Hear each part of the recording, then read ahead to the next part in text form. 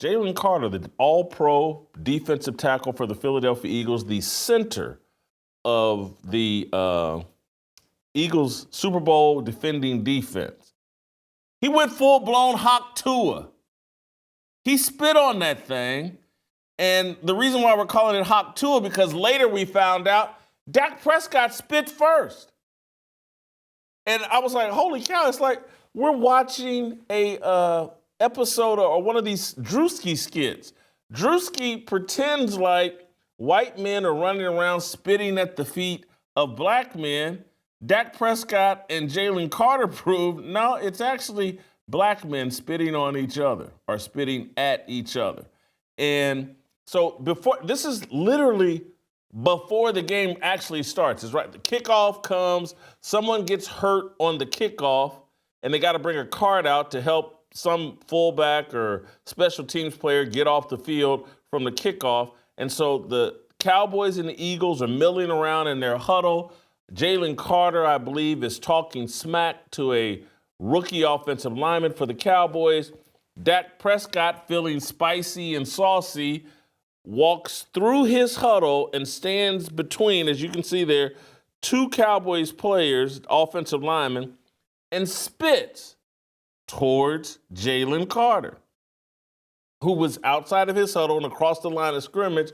And Dak says he spit at his feet. He wasn't trying to spit on him. He spits all the time. This triggers Jalen Carter, who walks up to Dak and spits on his shoulder. Jalen Carter gets tossed from the game before a play has been snapped. All that has happened is the kickoff. No play has been snapped.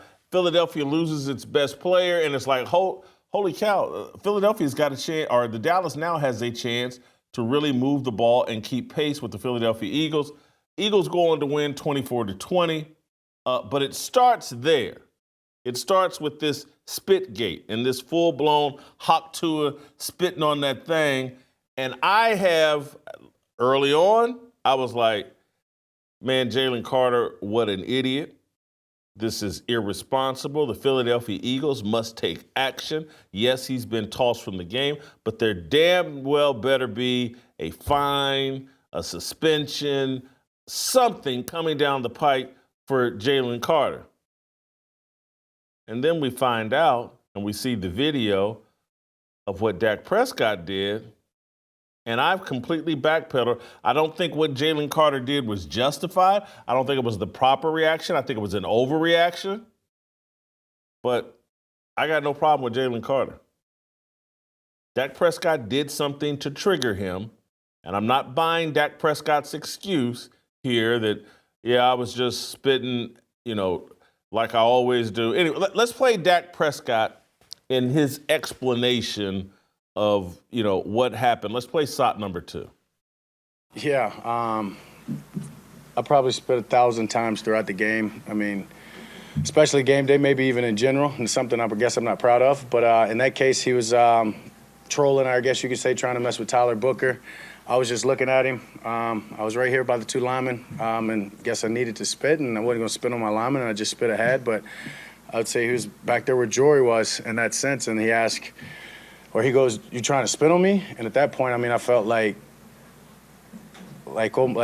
he was insulting me. Like I wouldn't spit on somebody. I'm damn sure not trying to spit on you. Like, we're about to play a game. I'm wondering why you're trying to mess with the rookie. And so when I stepped through, I actually say the words like, "What the hell would I? Excuse me, but I'm probably even more colorful. What would I need to spit on you for?" And he just spit on me in that moment, and it was more of a surprise than anything. Refs obviously saw it through the flag. I was like, hell yeah, we get 15 yards to start the game off. Didn't realize he was getting ejected. Unfortunate that he did. Hell of a player. Changed our plan and our blocking scheme. As I've told you all right before the week, that we're going to protect against him. So helped in that manner. But I don't wish for anybody to get out of the game. I'm sure he probably regrets that to some extent. I'm pretty sure he knows I didn't try to spit on him or wasn't even aiming to spit on him. So something that's probably going to get a lot of coverage and a lot of attention that feel sorry for him in the sense of, I mean, I know how excited each and every one of us are, right, to kick off the season and the season opener, and hell of a player like that doesn't even get a chance in the first play. Unfortunate circumstances.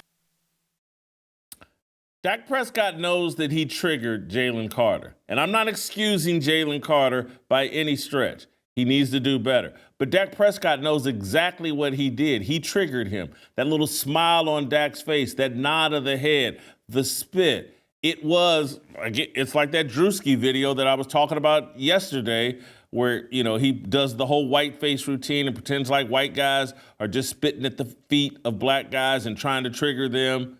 Well, Dak Prescott actually did it. He went full-blown Drewski, and he triggered Jalen Carter and got a reaction from him, and Jalen Carter overreacted.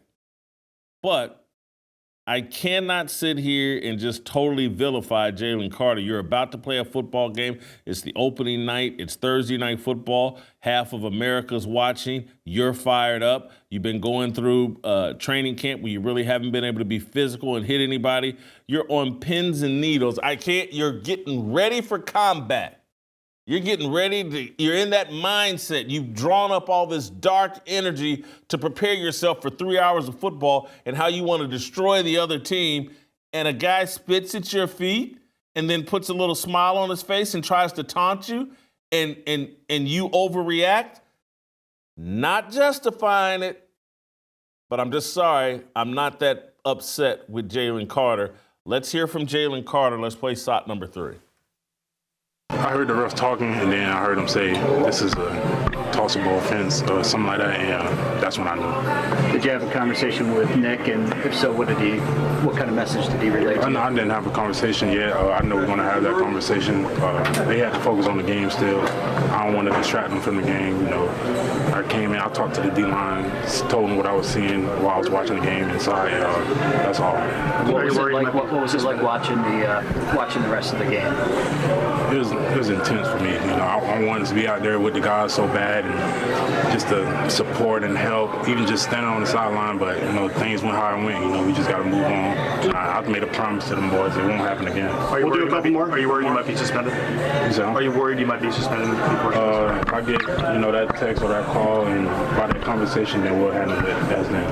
Jalen, when it happened, were you like in a fit of rage, or what was your? No, I was calm. I walked off the field calmly. I was not mad. That's pretty much, I couldn't really do nothing else. The ref decision is the ref decision on the situation. You said you weren't last one. Did Dak say anything, or was there anything that just made you walk over there? I don't know. When things started to come out and you start seeing things, then we can go off that. But I don't got nothing to say about it. I got to give Jalen Carter credit. He handled that post game beautifully. Didn't make excuses. Didn't say, hey, he spit first. He basically said, hey, wait till y'all see the rest of the information and then you'll understand. I liked the way Jalen Carter handled this. And he's a bit of a hothead. He's Georgia defensive lineman. He drives too fast. He drives irresponsibly. Get it. Got it. Understand it. But in this case, he gets tossed from the game. He doesn't get triggered and start arguing with the ref and start saying, hey, he spit first. He didn't handle it like a little kid. He's like, damn, I spit on this guy's shoulder. I responded second. I responded in a way the refs could see it clearly. I got baited. Let me just walk off this field calmly. Let me just handle this like a man. And when the press comes in, I'm not going to point a finger at Dak. I'm going to explain, what I saw, what happened to me, how I handled it, and I'm going to do it in a calm fashion. This is halfway. He's turning lemons into lemonade. He made a mistake, but he's handled it well. And really, what should happen, and I need to put this conversation to the side. I'll argue it with TJ Moe here in a second, because the real story from that game last night that's been overshadowed by the Hawk Tua situation, CeeDee Lamb. CeeDee Lamb needs to be sending money, flowers, gifts, virgins to Jalen Carter. Thank you. You've overshadowed the fact that I blew this game, that I came out in the first half and put up 110 receiving yards and looked spectacular, and then I tossed the game, I threw the game in the second half with a series of drop passes that mind-blowing. Mind-blowing. What he did in the fourth quarter, mind-blowing. And I've heard people cape up that last one there, cape up and defend him for dropping that. Oh, that's a tough catch. No, when you get paid the money CeeDee Lamb's getting paid, you make that catch. You make that catch. I don't care if you got to stretch out and dive for it. They're paying you like you're a superstar wide receiver. They're paying you like you're Jerry Rice. You make that catch. Game's on the line. That's what they're paying you for.